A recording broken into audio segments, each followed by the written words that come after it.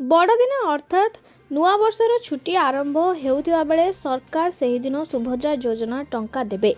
प्रथम पर्याय चतुर्थ किस्तीर सुभद्रा टंका देबा पई प्रस्तुत आरंभ हो जायछि।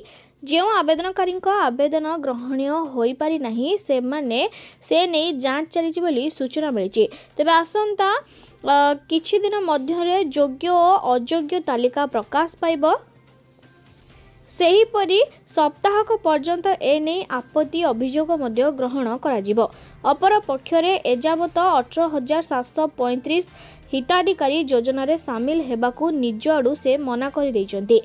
अद्यावधि जातीय खाद्य सुरक्षा आईन रे थिबा हिताधिकारी मध्यरु आवेदनकारी एवं एनएफएमएस आवेदनकारी मिसाई मोट 8,34,839 संख्यक आवेदनकारी सुभद्रा अर्थ सेमानकर अकाउंट को जीवापाई ए पर्यंत सेमानकर ई-केवाईसी संपूर्ण करिवार आवश्यकता रही।